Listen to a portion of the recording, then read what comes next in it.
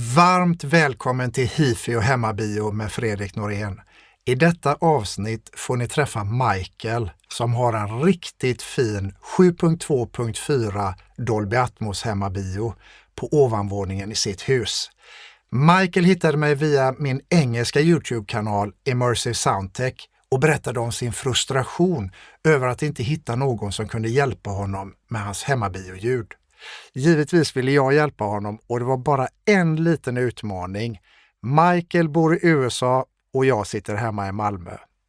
Men trots att vi aldrig träffas i verkligheten och trots att jag aldrig satt min fot i hans hemmabio lyckades jag fixa till både rumsakustiken och ljudupplevelsen via fjärrkalibrering.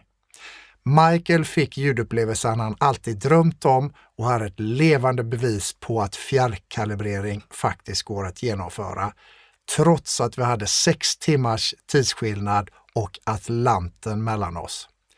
De skeptiker som från början sa att det var omöjligt sitter nu i Michaels hemmabio och frågar om de får se en film till. I intervjun pratar vi om utmaningarna med subbas-kalibrering i ett svårarbetat rum, konststycket att placera Atmos-högtalare i ett snedtak och hur man trots alla utmaningar kan uppnå ett drömljud som imponerar på både vänner och ljudinstallatörer. Luta dig tillbaka och var beredd på en riktigt matnyttig intervju. Och förresten nämnde jag att Michael var 82 år gammal när vi genomförde projektet. Om jag blir lika gammal som honom så hoppas jag på att vara lika cool. Och som vanligt hittar du mig på Facebook-sidan Ninja Sound eller via hemsidan ninjasound.se. Och glöm nu inte att prenumerera på denna podcast för det kommer fler spännande avsnitt framöver. Nu lämnar jag över till vårt samtal. Varsågod. Michael, we're 4,500 miles apart. You're in America and I'm in Sweden. Still, I was able to fix your home theater by remote calibration. And 2 years down the line, how does it sound? It sounds magnificent. And I was skeptical that this ever could happen remotely, but you proved that it definitely can. How has the reactions been from friends and family? Well, they're absolutely astounded when they come up here, and particularly the skeptics who said that this couldn't be done, said, "Oh my God, it can be done." And it sounds fantastic. Most people that come up here and enjoy the experience, and it's better than probably going to the local movie theater. I used FaceTime to coach Michael how to set up his room, and then I took control over his laptop and did the remote calibration. And I was thinking back at our adventure. So I kept most of the emails, and it started in January of 2023 and finished in May of 2023. It was about 5 months of back and forth, and we had a lot of different challenges, but I can't count how many times back and forth we either were on FaceTime or Zoom or TeamViewer and all of the devices you use to make this happen. And I know one of the things that you're trying to establish is that I'm sitting in South Carolina and you're in Sweden. And to be frank, I think I told you this when we started down this road.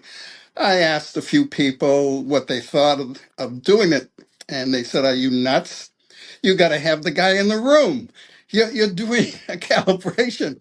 Well, how can you think that you're going to be able to do it and Ree's going to be able to do it?" I had 7 speakers and 2 subs, so it was a fairly sophisticated home theater at that point, and I expressed my frustration about trying to find somebody, and that's when you jumped in and said, "Oh, Michael, I can do that for you."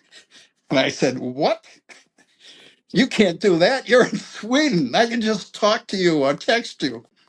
And I'm going to tell you that the same guy who told me about the calibration of the TV said, "Don't you go down and spend all that money. That's ridiculous. He can't do it." And as you know, I have a son-in-law who's a part-time recording engineer, very sophisticated. And he said, Michael, no, that can't happen. So I'm the type of guy that basically has to find out for himself.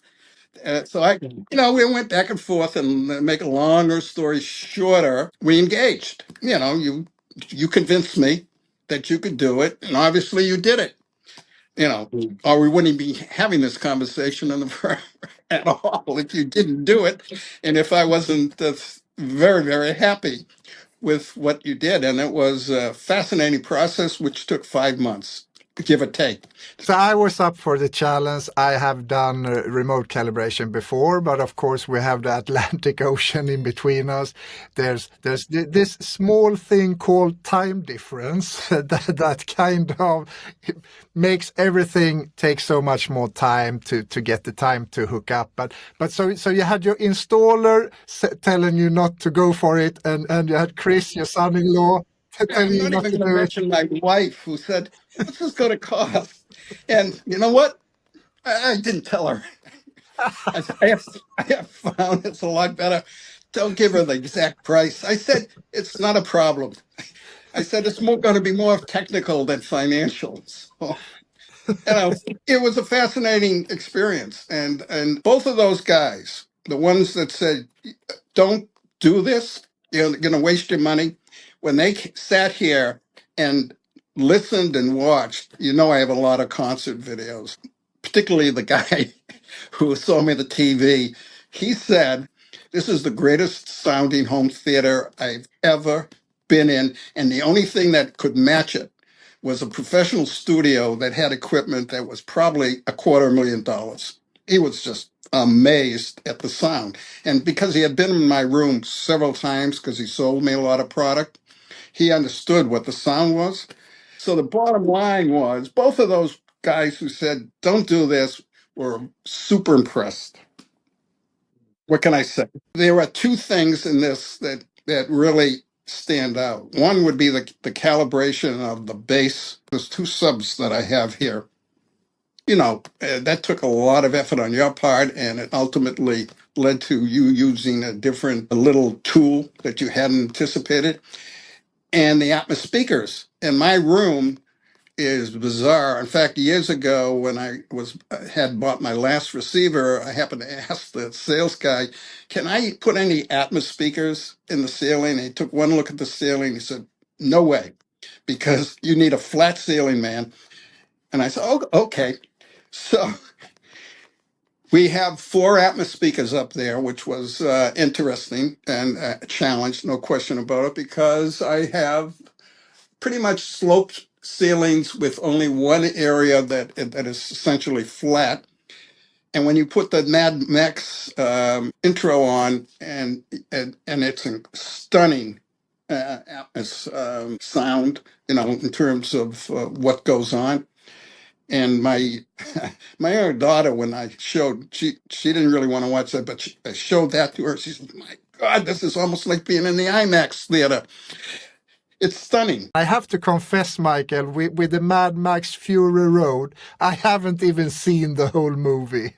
I've seen half of it, and I've seen the intro 350 times, and I know it word by word. I think that the most challenging part, you might not necessarily agree 100%, was calibrating the subwoofers. I know you asked me to move them around the room, which and the room has limitations, and they're basically in the same position they were at the beginning. I thought those were the two most time that we spent trying to work through what needed to work through. The acoustic panels had some challenges, I think, in trying to find the exact spaces that you wanted for the acoustic panels. Like you said, the subwoofers, that was one of my main challenges, and it always is in every room, in every setup.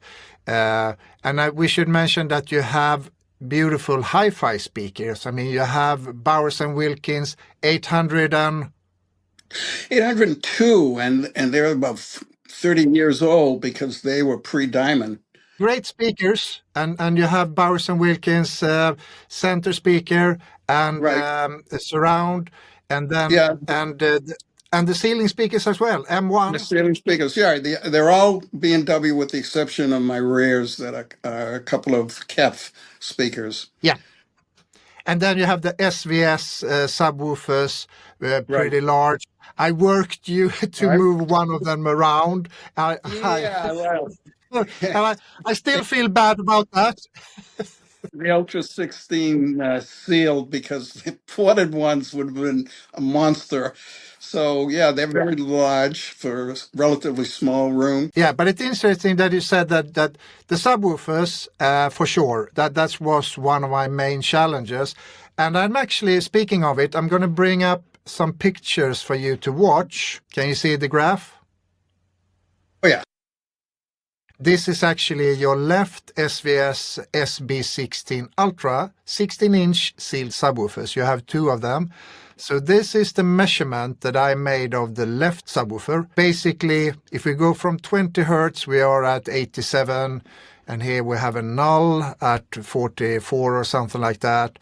And we are up almost at 94.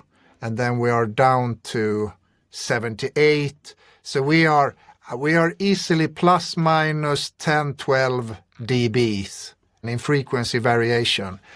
And if we check the right subwoofer, quite a bit of difference in frequency response between the left and the right subwoofer. Of course, they're in different positions in the room, so that's normal.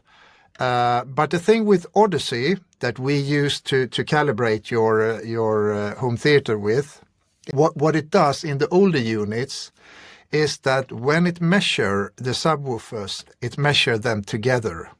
So this is how the two subwoofers measure together.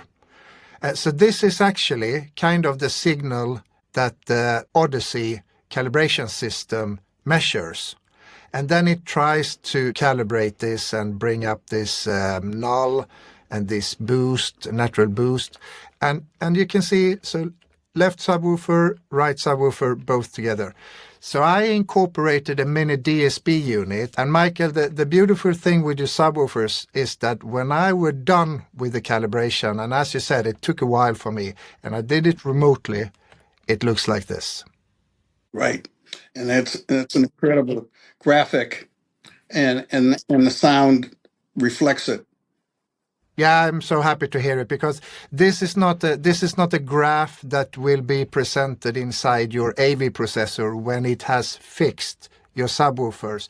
This is the measured frequency response in Room EQ Wizard, so you can't fool Room EQ Wizard. So I'm really happy with this calibration. We are at 12 hertz here, and we have a plus minus 2.5 dB between 10 and 160 hertz. And I think that the Dolby Atmos standard says plus minus 3 between 31 and 120 hertz. We are well beyond the limits of or within better than the Dolby Atmos standard. So I'm super happy about this result. Considering everything, there isn't anybody that hasn't come up here that has never been, including tech guys that they basically say, "Can we watch something?" And they sit down and it's supposed to be working, and I play them some music or I play that intro. They my God.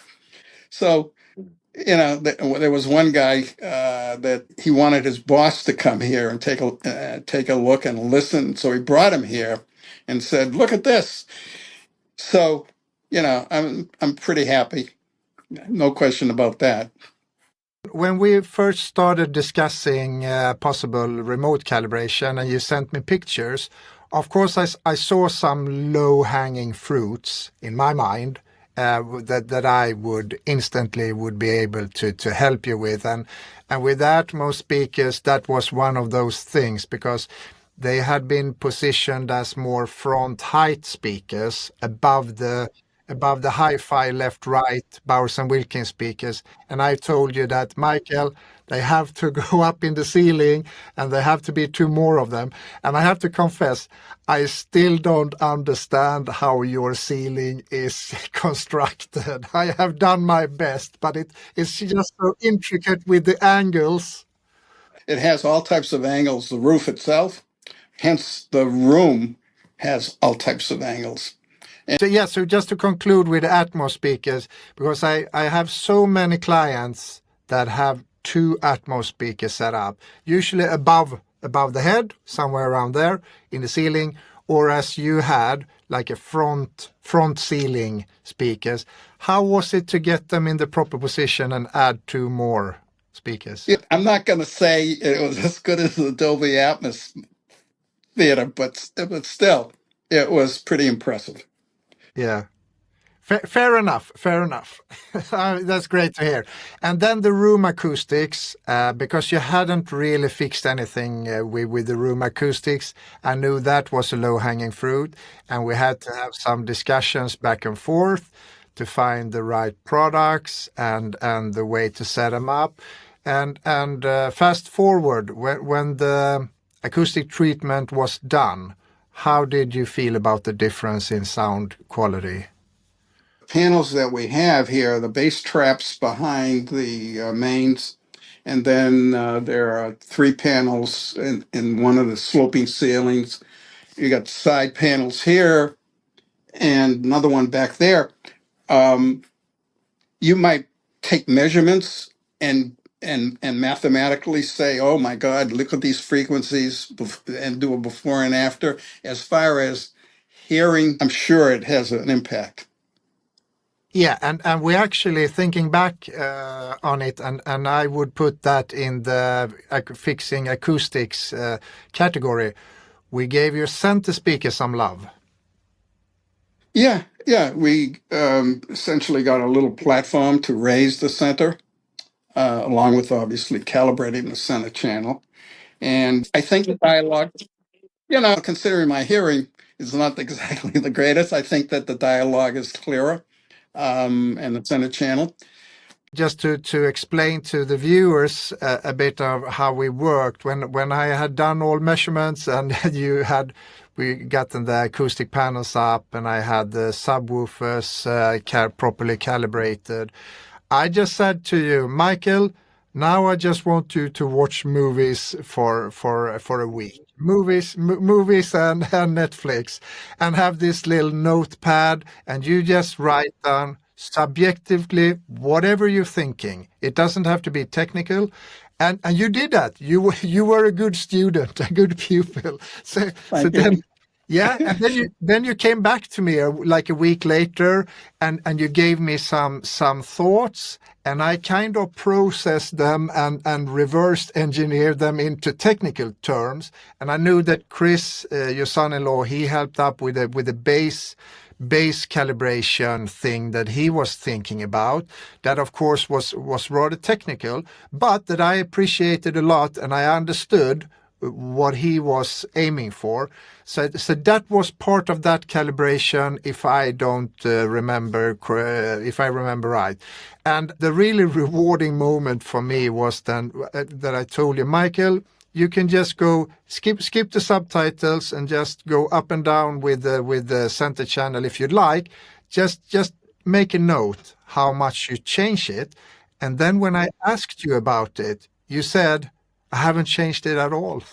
Yeah, seriously, because I'm the type of guy that experiments a bit, and I haven't thought about the calibration, or I may have experimented with the center channel and changed a little bit, but then I went back to the original, and that's been it for over a year. I don't remember the last time that I even thought about changing the sound. I think the main point that, and you were nice enough to do two calibrations, and there were two inputs for calibrations on Marantz. You solved it, whatever you did.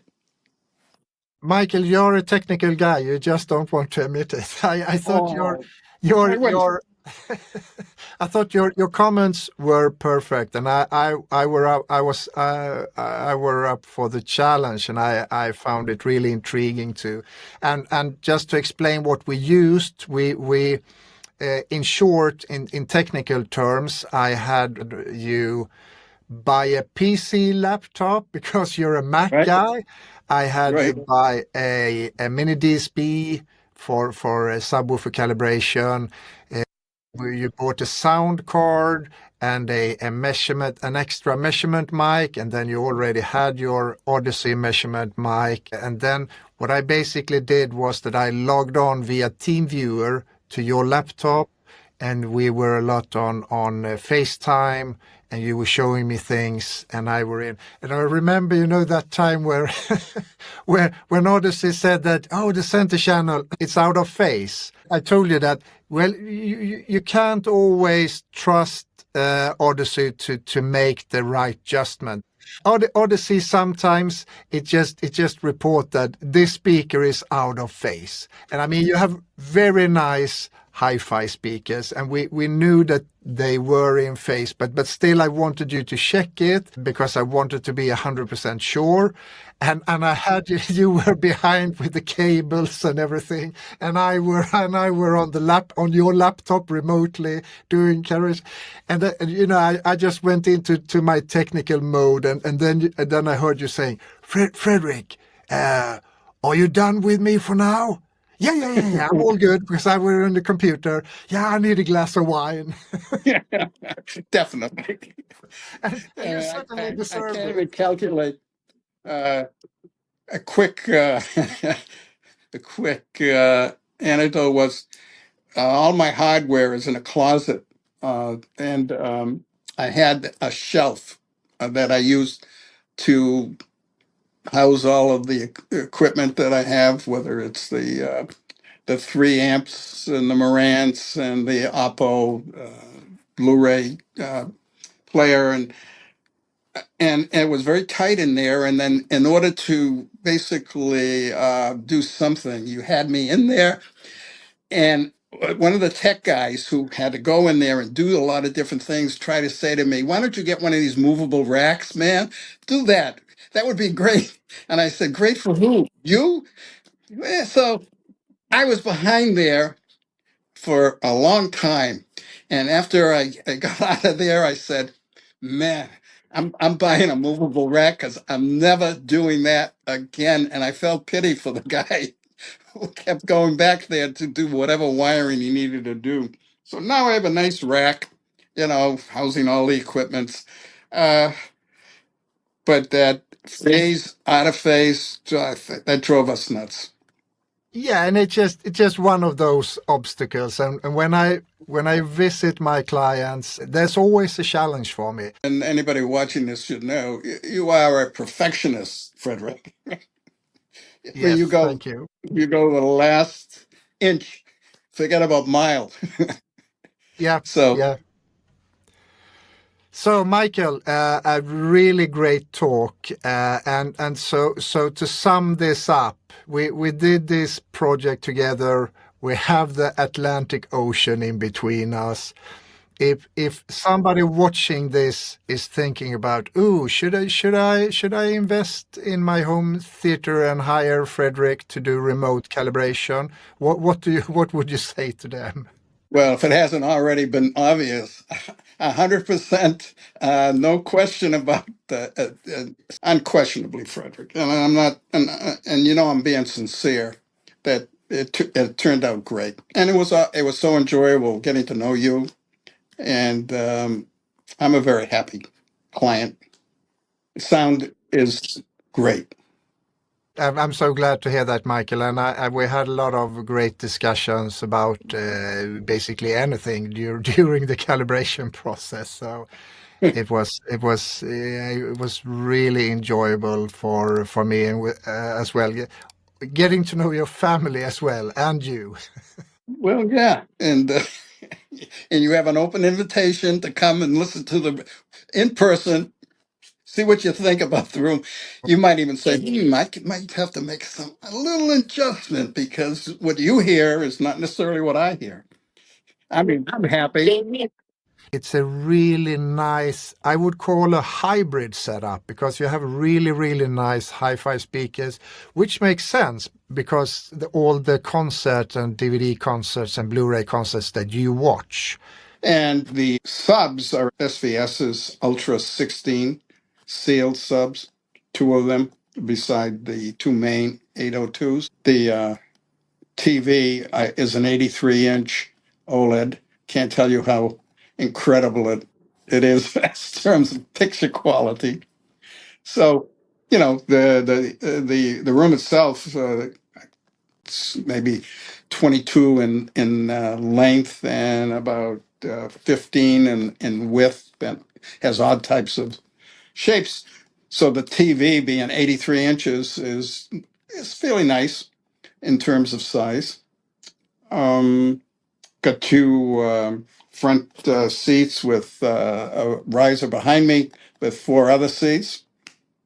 Don't sit there very often. Added a bar and a refrigerator and a microwave to make some popcorn as necessary.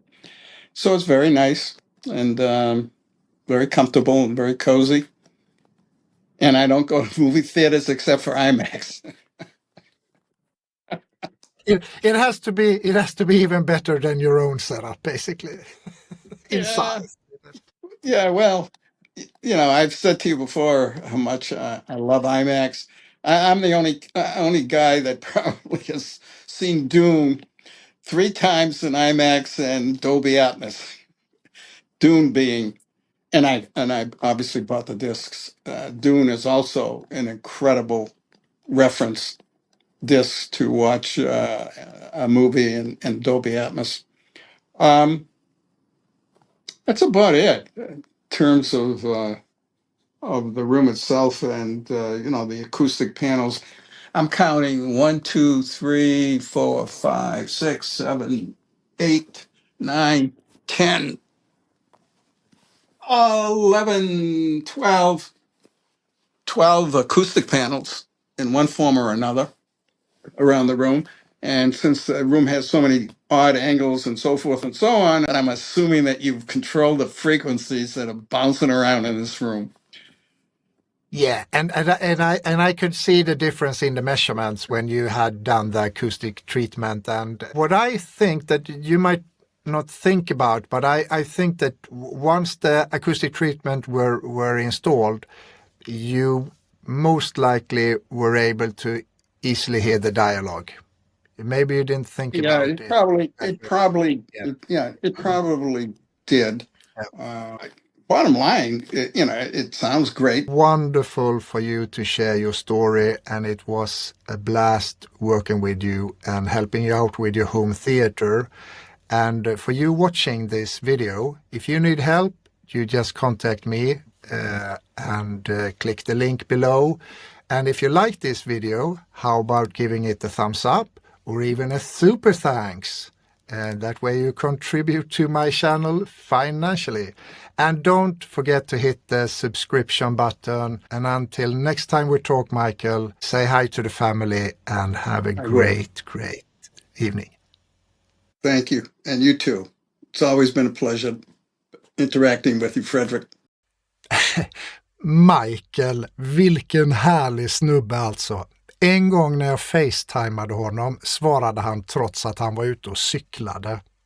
Som ni säkert förstår gick rätt mycket tid åt till att bara prata om allt mellan himmel och jord. För Michael, han är en riktigt bra historieberättare.